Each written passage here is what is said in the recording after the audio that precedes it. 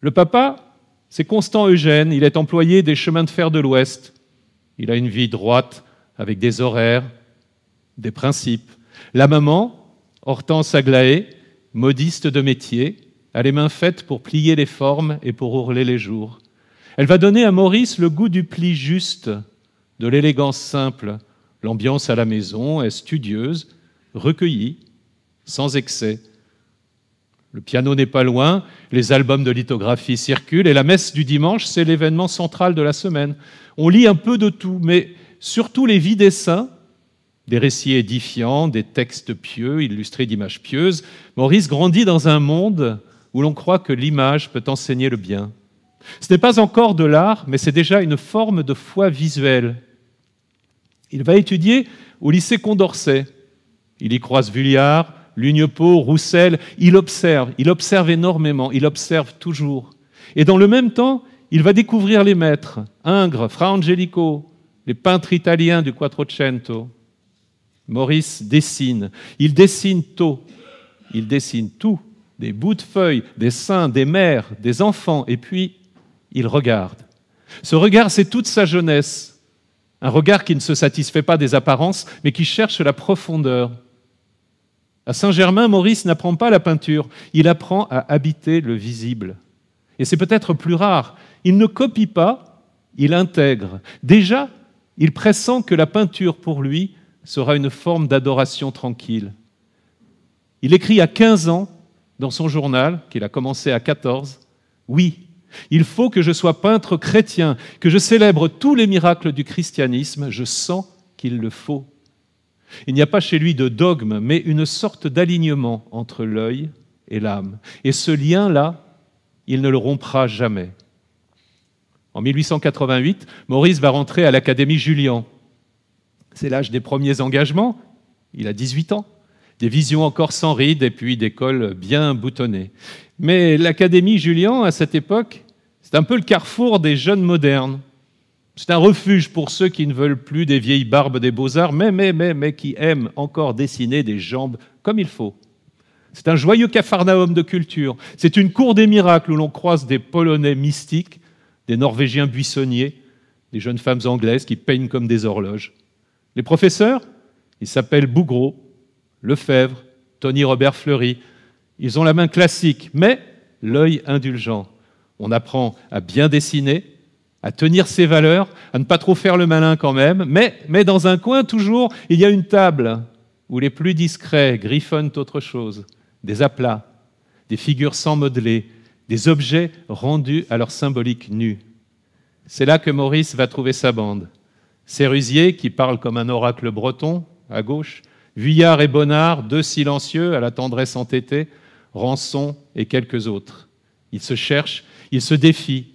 On dessinait des modèles classiques le matin et on rêvait de synesthésie le soir. Et comme souvent dans la vie des artistes, ce qui paraissait intime était en réalité universel. Il allait falloir un éclat de bois peint pour cristalliser tout ça. Un jour de septembre 1888, Paul Sérusier revient de Pont-Aven avec un objet à la main. C'était une petite planche. Il l'avait peinte sous la dictée de Gauguin, ou plutôt, on va dire, sous sa révélation. Il réunit ses amis dans un atelier. Je crois qu'il pleuvait, ou ils auraient bien aimé qu'il pleuve. Sérusier pose la planche contre un mur. C'est un paysage. Mais quel paysage! Rien d'illusionniste, pas de profondeur, juste des formes, des couleurs vives, presque violentes, mais juste un ciel jaune, un bois vert, des ombres d'un bleu d'outre-mer. Sérusier va dire « Gauguin m'a appris à peindre ce que je vois, comme je le vois, pas comme il faudrait que je le voie. » Et Maurice regarde ce soi-disant couvercle de boîte à cigares comme on regarde une icône qu'on n'aurait pas encore su nommer. Ça n'est pas un tableau, c'est une permission. Laquelle? Mais celle de rompre avec la nature, ou du moins avec son imitation servile. Il résulte une image presque primitive où le vert est vert parce qu'il l'est et non pas parce qu'on lui demande d'être un feuillage. À partir de là, tout change. Pour Maurice, l'image devient une surface plane, colorée, oui, mais ordonnée, priante, vibrante comme un vitrail sans plomb. Ce tableau, c'est un talisman qui possède le pouvoir de réveiller le regard. Il n'en fallait pas plus pour qu'une petite confrérie se forme, une sorte de cénacle flottant entre silence et fulgurance. C'est là que les nabis sont nés. Maurice se souvient encore de cette première réunion dans l'atelier de Rançon. On aurait dit un sabbat de moines en goguette. C'est Paul Rançon qui, le premier, a prononcé ce nom avec un sourire en coin. Les nabis, les prophètes en hébreu. Le voilà, Paul Rançon en habit de nabi, il faut le dire, peint par Sérusier. Ça les a fait rire, mais c'était bien trouvé, parce qu'il ne voulait plus de la peinture comme imitation, ni du tableau comme fenêtre d'ailleurs. Il voulait que la peinture dise quelque chose, comme une phrase silencieuse. Ils étaient jeunes, sérieux, moqueurs aussi, chacun avec son tempérament, ses obsessions. Et qu'est-ce qui les unissait? Peut-être cette idée étrange que le monde visible n'est qu'un prétexte, que l'image devait parler à l'âme et non à la pupille. Et ce n'est pas fini. Regardez-moi ces quatre-là. À gauche, Kerr Xavier Roussel, le rêveur paysagiste comme sorti d'un conte mythologique dont il aurait illustré les arbres. À ses côtés, Édouard Vuillard, c'est son beau-frère. Au centre, il n'est pas peintre, lui. Le fumeur de pipe, c'est Romain Colus, écrivain et dramaturge.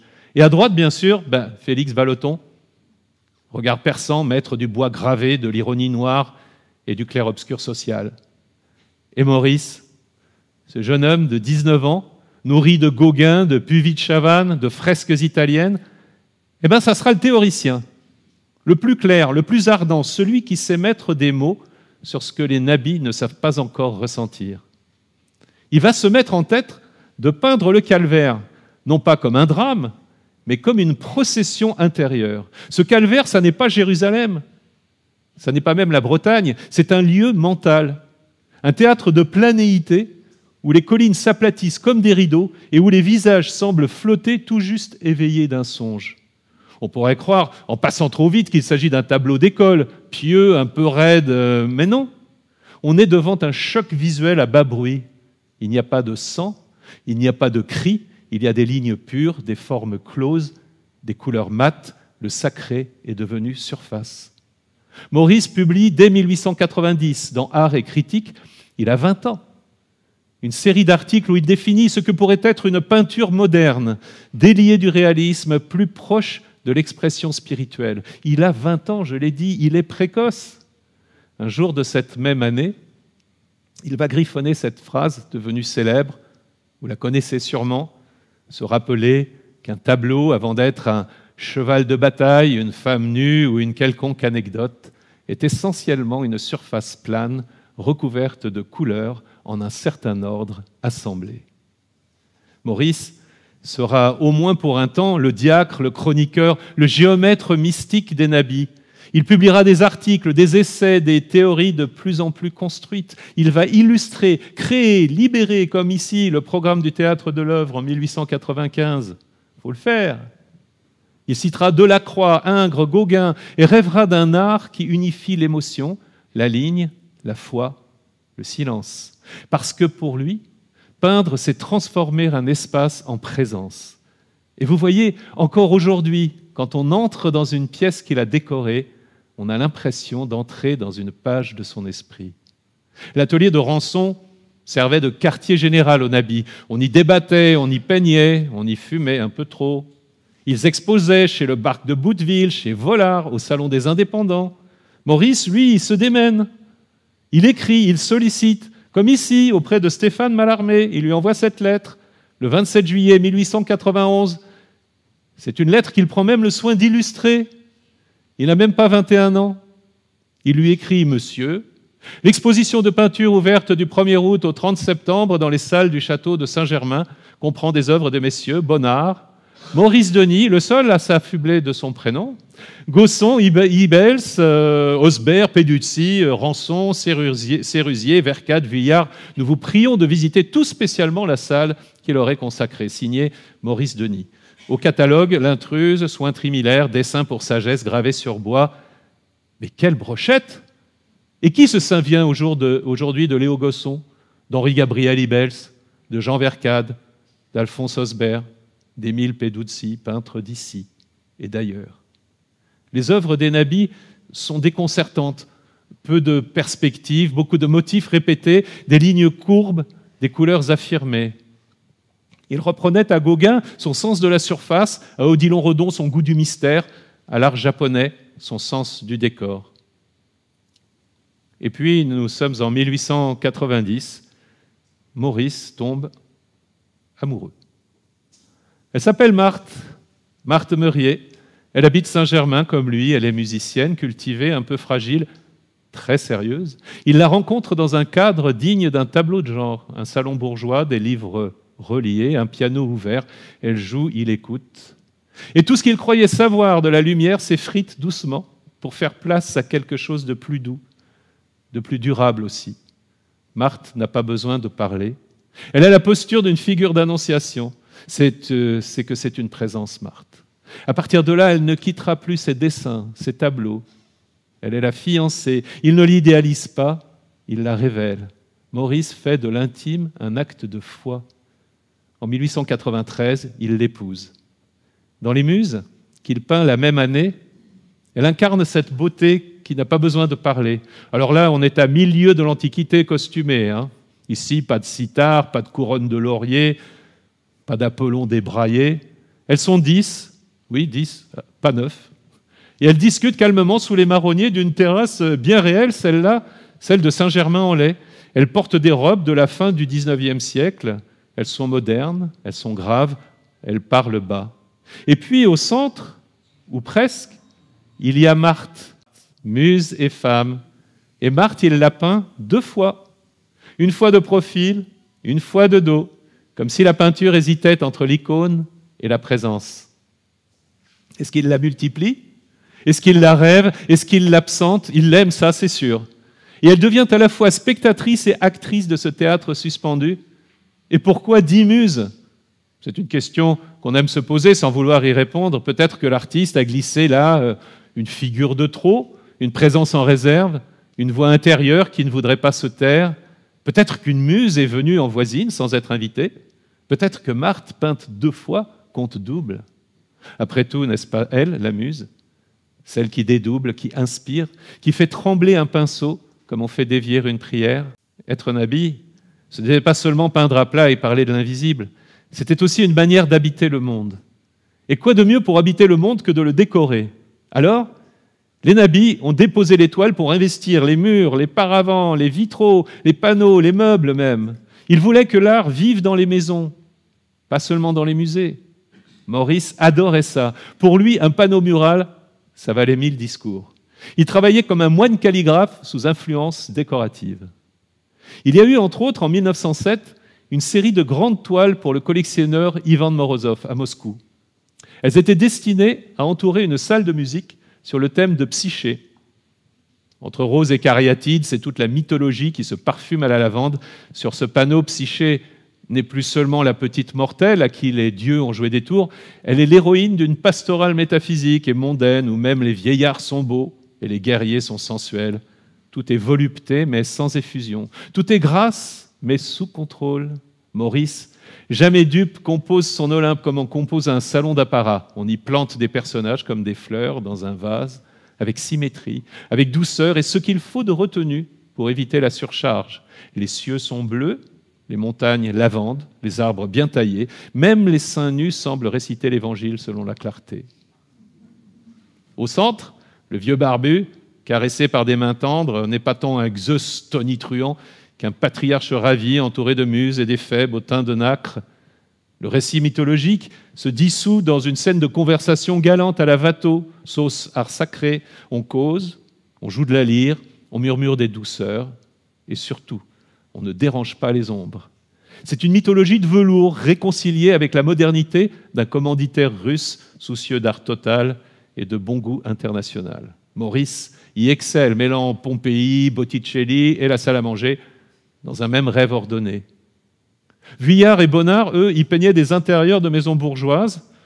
On rêvait d'un monde où l'on dormirait dans un lit peint par Ranson et on boirait son thé dans une tasse dessinée par Vallotton.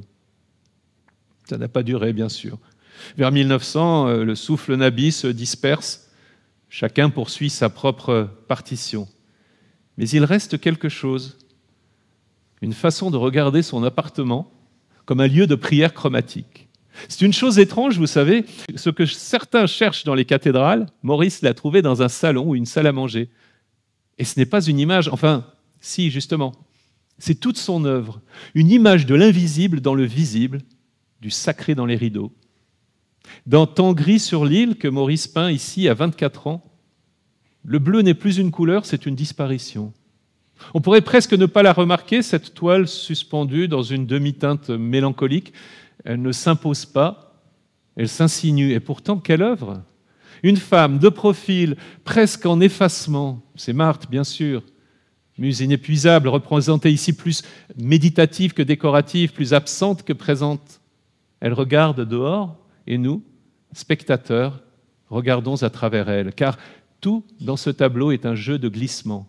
Du regard à la fenêtre, du proche au lointain, de la chair au rêve. L'île, là-bas, au fond, n'est peut-être pas qu'un lieu réel. C'est un territoire intérieur de Marthe, de Maurice, du couple qu'ils forment. C'est une géographie affective. Le bleu-gris qui baigne la composition, cette lumière lactée qui recouvre l'ensemble, donne l'impression que tout s'estompe.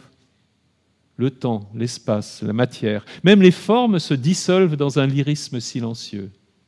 Et puis cette composition en aplat, presque japonisante, rappelle combien Maurice reste fidèle à l'idéal nabi. Une peinture allusive, faite de souvenirs, de sensations et de symboles, plus que de volumes ou de récits. Chez Maurice, les sons avaient des couleurs, et les couleurs parfois une voix basse de violoncelle. Il va rencontrer un homme discret, exigeant, un peu mélancolique. Il s'appelle Ernest Chausson. Compositeur raffiné, passionné de Wagner, l'un de ces artistes qui parlent peu, mais qui écoutent avec la poitrine tout entière. Leur amitié devient rapidement essentielle. Ils partagent des idées, des silences, des après-midi entiers à parler d'art, de foi et de femmes, toujours avec pudeur, bien entendu.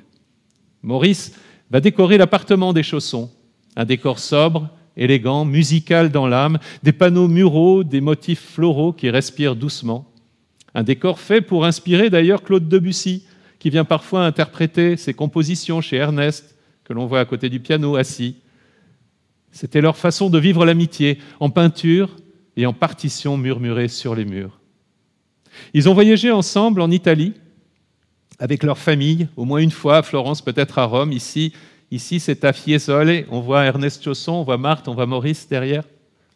Chausson voulait entendre les pierres chanter, Maurice voulait les regarder prier. Ensemble, ils cherchaient une forme de beauté grave, quelque part entre un vitrail toscan et une fugue française.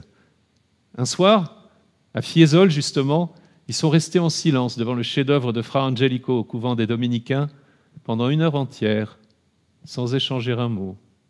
Jusqu'à ce qu'Ernest dise simplement « C'est une musique pour les yeux ». Maurice a souri.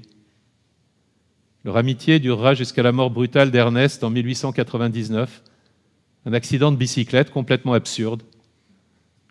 Le cœur de Maurice en restera voilé comme une roue. Et parfois, dans ces toiles les plus silencieuses, on croit deviner une note suspendue, un violon intérieur, une douleur en mode mineur.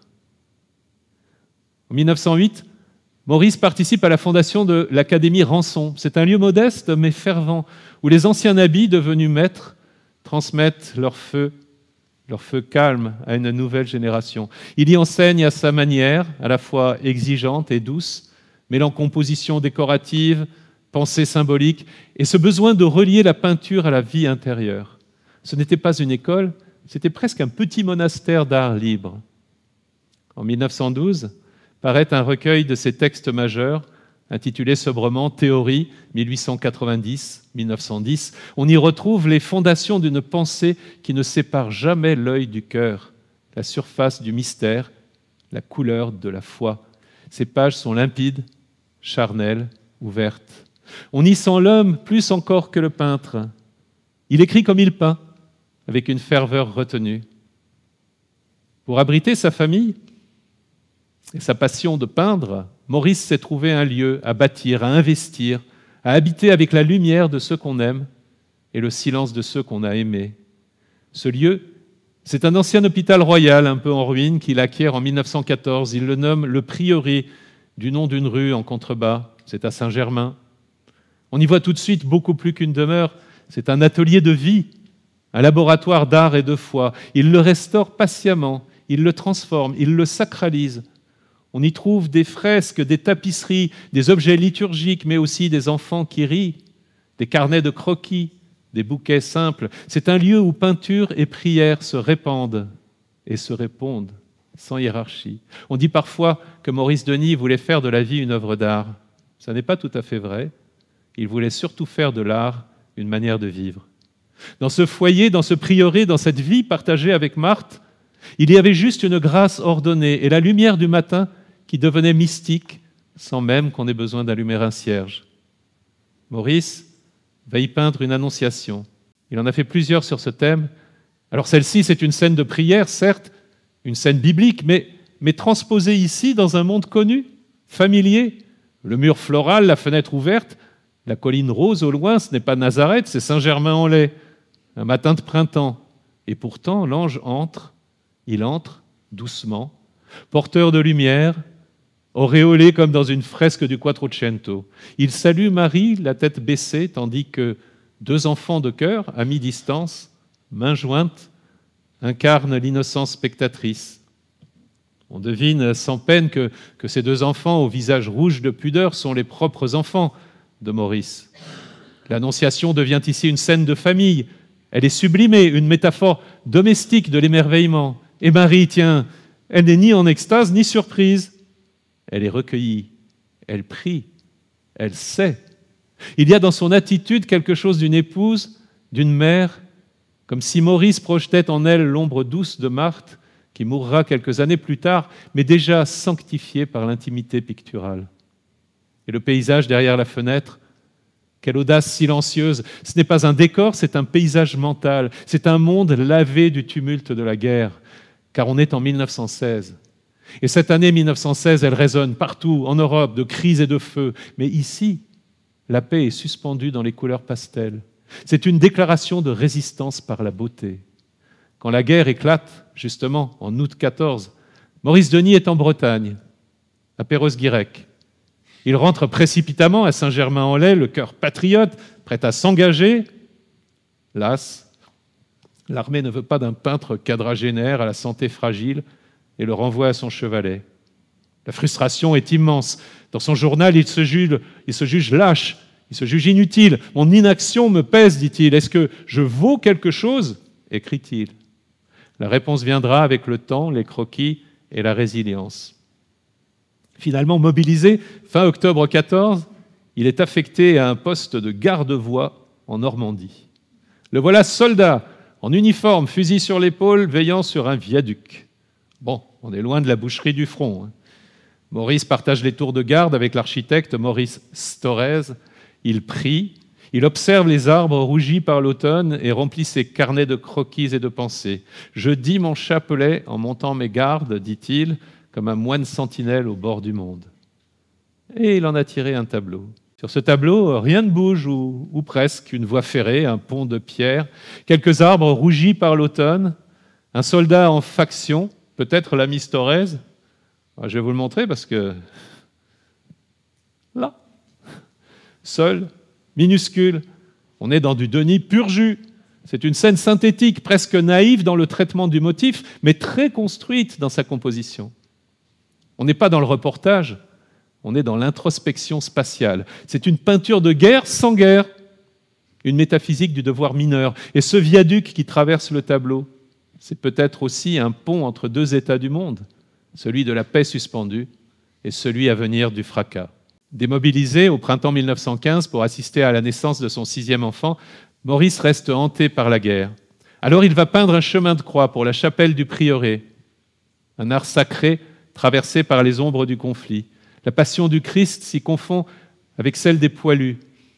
Il y a chez Maurice une volonté de sublimer l'horreur et non pas de la nier. À travers ce tableau, amour, foi, espérance, peint en 1915, il rend hommage à ces soldats qui montent vers la mort, comme d'autres montent au calvaire. En 1917, il obtient enfin ce qu'il désirait, partir au front. Bon, pas pour combattre, mais comme peintre missionné par l'État. De la Picardie, il rapporte des scènes graves et paisibles à la fois. Des églises en ruine, des arbres déchiquetés, des cimetières silencieux, des soldats fatigués sous une lumière grise. Ce ne sont pas des documents, ce sont des tableaux spirituels où la désolation devient méditation.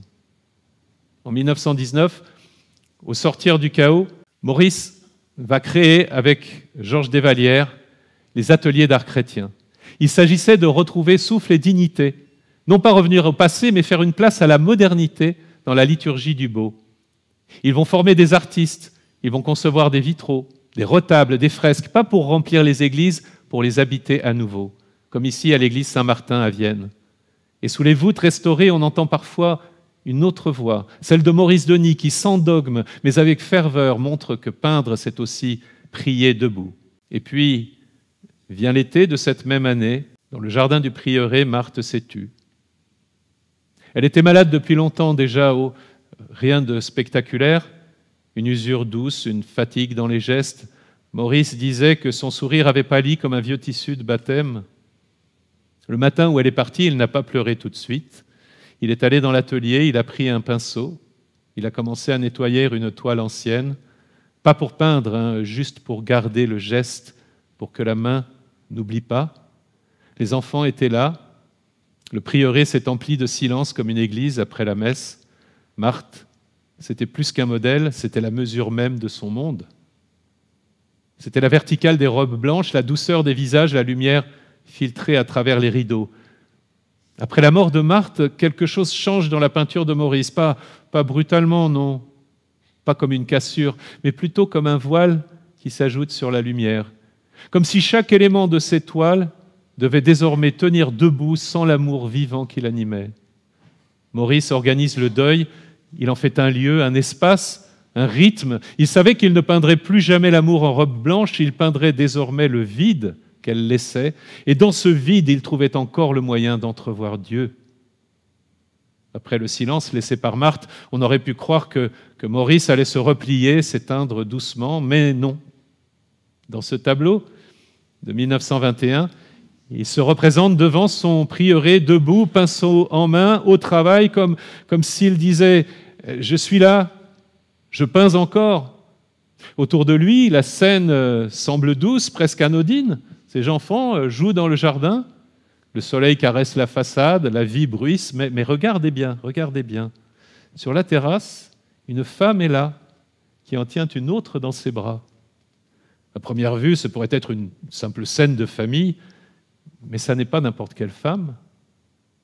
C'est Marthe, morte 2 ans plus tôt, que Maurice fait revenir dans la lumière de la peinture. Elle tient dans ses bras une jeune femme. Oui, vous avez bien vu, c'est la première épouse qui accueille la seconde.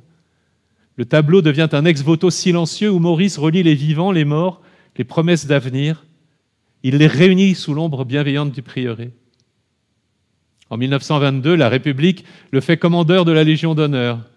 Lui qui peignait des anges et des auréoles se retrouve décoré au nom de l'État laïque.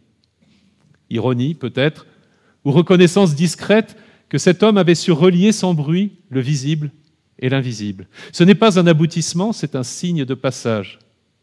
Et la même année, il épouse Élisabeth Gratrol. Ce n'était pas une étrangère, c'est par sa fille Bernadette qu'elle est entrée dans l'existence de Maurice. Jeune professeure de musique, traductrice d'anglais, elle venait lui donner des cours de piano. Élisabeth, ou Lisbeth, est une présence douce, discrète, bienveillante, pas une passion flamboyante, mais une paix lente, une lumière d'après l'orage. Elle s'intéressait à son art, à sa foi, à sa maison. Elle a permis à Maurice de redevenir un homme debout. Alors, Il avait emmené Marthe en voyage de noces à Perros-Guirec. Eh bien pour Lisbeth, ça sera à Antibes. Le soleil y était couleur d'œuf battu, la mer comme un vitrail renversé. Depuis le début du siècle, Maurice, bien qu'attaché à Saint-Germain, s'est laissé prendre, lui aussi, par la lumière du Sud.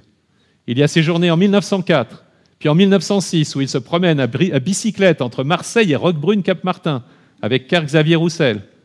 En 1910, à Nice, alors qu'il est en route vers Rome. En 1913, où il assiste au carnaval avec Marthe. En 1921, à Antibes, où il vient avec Bernadette, sa fille. Il peint une série de paysages, de terrasses, de vues sur les pins et la Méditerranée. Alors, il va peindre Lisbeth sur les rochers du cap de Lillette. La surface plane se met à respirer. L'ordre assemblé des couleurs laisse entrer l'inattendu, en fait. L'écume qui gicle, le vent qui passe, le rouge d'un chapeau qui semble battre comme un cœur. On dirait que l'ancien habit, le chantre du décoratif, s'autorise enfin à mêler la chair et la mer, l'intime et l'infini. Il y a dans cette toile un passage, presque une mue.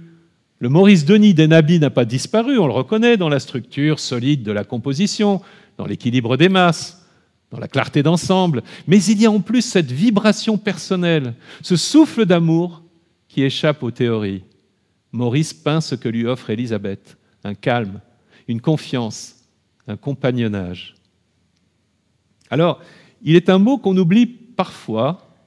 Quand on parle des peintres, ce mot, c'est « papa ». Parce que Maurice Denis n'était pas qu'un esthète ou un prophète à fresque, c'était un père. Et c'était un père aimant, présent, comme ici, avec 3 de ses filles, Bernadette, Anne-Marie et Noël. Avec Marthe, il a eu 7 enfants. Leur fils aîné, Jean-Paul, ne vécut que 4 mois, foudroyé par une infection. 7 enfants, 7 comme les sacrements, comme les jours de la semaine, comme les péchés capitaux. Ces enfants, il les peignait bien sûr, mais pas pour les exposer, pour les garder. Dans les enfants à la plage, repas de famille, au lit le soir, il saisit ces petits riens qui font la mémoire d'un foyer. Un jouet au sol, une robe qui traîne, une bougie qui éclaire les cheveux d'un enfant assoupi. Plus tard, avec Élisabeth, il eut 2 autres enfants. Ici, elle pose sur la terrasse à Perros-Guirec en 1921, prémisse d'une famille recomposée. La Benjamine naîtra en 1925. Il a 55 ans. Et pourtant, quand il parle de ce bébé, il a la voix d'un jeune homme éberlué par la grâce. La famille chez Maurice Denis, elle n'est jamais décorative. Elle est matière à élévation. Chaque geste tendre, chaque jeu d'enfant devient liturgie modeste. La vie au prieuré est simple, rythmée par les offices, les promenades, les visites des enfants devenus grands. Maurice reçoit des élèves, des commandes, des visiteurs admiratifs. Il conçoit des affiches, des décors, comme ici pour le Saint-Christophe de Vincent d'Indy. Il est sollicité pour être jury d'exposition. En 1927, ici, à la galerie de peinture, la Palette française, on le voit, c'est le 4e en partant de la gauche. Il faut même le montrer ici. Voilà. Et la même année voit l'aboutissement d'une histoire comme les aime le destin. Un prêtre idéaliste, l'abbé Marot, séminariste en soutane et conviction pure, rêve d'art sacré qui ne se contente pas de l'encens, mais qui descendent dans la nef pour toucher les plus humbles. En 1913, dans un petit ouvrage aux accents prophétiques, il écrit « Il faudrait une école pour les peintres chrétiens. Et comme il faut parfois mourir pour être entendu, eh bien il meurt parce qu'il part à la guerre, il rédige un testament et il ne revient pas. » Il est mort en 1916. Il laisse une somme conséquente, 20 000 francs. C'est énorme. Pour qu'un artiste qu'il admire, Maurice Denis en l'occurrence, peigne dans une église parisienne. Alors ça sera l'église Saint-Louis de Vincennes. Maurice, en fidèle des idées fécondes, va non seulement honorer la mémoire de l'abbé, mais répondre à son vœu. On l'a vu en 1919, il fonde avec des Vallières les ateliers d'art sacré. Eh bien en 1927, il compose dans l'église une fresque vibrante sur le thème des béatitudes. Ce texte de l'Évangile, selon saint Matthieu, que l'artiste chérit plus que tout. Un véritable catéchisme de bois sculpté. Les phrases du Christ deviennent des personnages. Par exemple, saint François d'Assise incarne les pauvres en esprit. Le roi Saint-Louis incarne la justice. Et puis, il va peindre cette image bouleversante. Un vieil Adam qui pleure, visage enfoui dans ses mains. Un ange l'embrasse doucement. C'est la 3e béatitude. Heureux les affligés, car ils seront consolés. L'ange ne parle pas, il console. Et le vieil Adam est inconsolable de ce qu'il a déclenché. Mais dans le pinceau de Maurice Denis, même la faute originelle trouve sa lumière. Le Christ, dans cette église, ne prêche pas du haut d'une chaire. Il murmure tout autour, sur les murs, en fresques colorées. Et dans un petit recoin, le visage discret de l'abbé Marot, peint par Maurice, veille comme un remerciement d'homme à homme, d'âme à âme. En 1930, il expose avec ses amis 50 ans après la naissance des Nabis. Il va présenter aussi ses projets au cardinal Verdier en 1932. Il connaissait bien ce prélat avec lequel il travaillait dans le cadre des ateliers d'art sacré. On a souvent voulu enfermer Maurice dans une niche confortable d'ailleurs, peintre domestique, catholique rangé, décorateur de chapelle. Mais croyez-moi, il a beaucoup voyagé, et pas seulement en train de banlieue. Alors, il a vu Rome, bien sûr, il y est allé plus de 20 fois. Il y a rencontré André Gide en 1898. Il marche dans les pas de Fra Angelico, de Piero della Francesca. Il parle de la peinture comme d'un chant en couleurs. Mais il va aussi plus loin. En 1929, il part pour la Terre Sainte, la Grèce, la Turquie, l'Égypte. Il cherche des réponses anciennes à des questions qui ne le quittent pas. Sur ses carnets de croquis, il y a des arcs, des coupoles, des mosaïques et en marge, il y a des phrases griffonnées. Chaque peuple prie avec ses formes, à nous d'en écouter la géométrie. À son retour, il peint le Christ au cœur en feu. À la figuration habituelle du Sacré-Cœur, Maurice a substitué un brasier d'amour brûlant avec des flammes. Au fond, un paysage se distingue, celui de la Terre Sainte. Même la Bretagne, sa chère Bretagne, c'est une terre de voyage intérieur. Avec Gauguin, Sérusier, les champs penchés de Pont-Aven, la lumière y est matière de révélation. Les régates à Perros-Guirec, qu'il a peintes en 1897, montrent un quai. Comme tant d'autres, on y croise des enfants à demi nus et des fanions tricolores qui flottent sans trop savoir pourquoi. C'est jour de fête, de régate précisément. Mais chez Maurice Denis, la fête ne fait jamais trop de bruit. C'est une fête intériorisée, presque cérémonielle. Regardez-les, ces silhouettes noires, ces femmes en file, presque comme des pénitentes ou des vestales bretonnes. Elles ne regardent ni les voiliers ni l'horizon. Elles avancent dans une chorégraphie muette, rythmée par le pavé, la mer et la lumière. La spiritualité passe par le décor. Et pourtant, rien n'est lourd, tout est mouvement. L'eau ondule, les barques dansent, les têtes s'inclinent. Et dans un coin du tableau, comme souvent chez Maurice, un enfant ou deux rappelle que la vie continue de bouger malgré les processions, malgré les robes sombres. C'est cela, Maurice voyageur. Ce n'est pas un touriste, c'est un pèlerin d'image. Où qu'il aille, il cherche le point de rencontre entre l'œil et l'âme.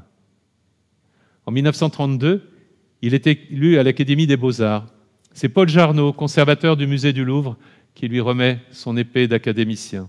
Et puis vient la guerre, encore. Dans les pages de son journal, à la fin de 1941, Maurice Denis laisse filtrer une inquiétude sourde. Il critique discrètement, mais fermement, l'armistice et le rôle du maréchal Pétain. Le régime de Vichy, qui tente de rallier les artistes à sa bannière, le nomme, sans même le consulter, président du comité d'organisation des arts graphiques et plastiques. Maurice refuse, diplomatiquement mais fermement. Et puis nous sommes en novembre 1943. Paris est grise, lourde, occupée. Ce jour-là, Maurice traverse le boulevard Saint-Michel. Un camion passe, un chauffeur distrait, un pas de trop. Maurice est renversé. On le transporte à l'hôpital Cochin. Il y meurt de ses blessures le 13 novembre. Maurice Denis aura passé sa vie à assembler l'ordre et la lumière, à chercher dans la ligne l'écho d'un mystère, à transformer le quotidien en sacré et le sacré en accessible. Maurice Denis, ce n'était pas un révolutionnaire, c'était un bâtisseur de paix intérieure. Alors, on va le quitter fort temporairement, en saluant également ses amis. En 1900, Maurice rend hommage à Cézanne, en convoquant ceux qui ont marché ensemble, côte à côte, autour d'une des natures mortes du maître. Alors à gauche, on a Odilon Redon, qui regarde à droite Paul Sérusier, de l'autre côté du tableau, puis Édouard Villard, qui se trouve Ici, André Mellerio, critique d'art avec son chapeau haut de forme. Ici, Ambroise Vollard, c'est d'ailleurs dans sa galerie que le tableau a été commis. Maurice lui-même, ici. Et puis, nous avons Paul Rançon, Pierre-Xavier Roussel, le monsieur avec sa pipe, là, Bonnard.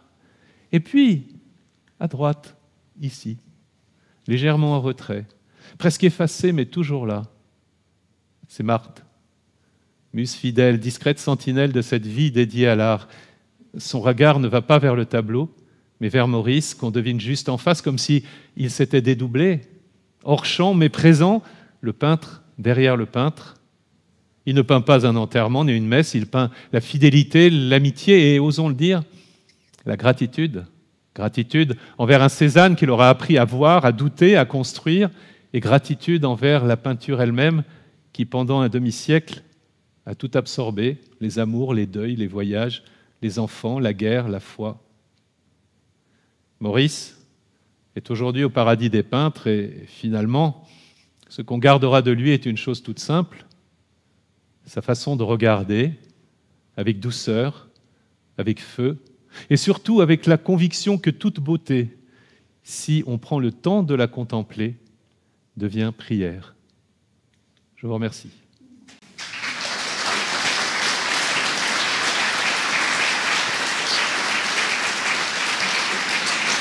Merci. Merci.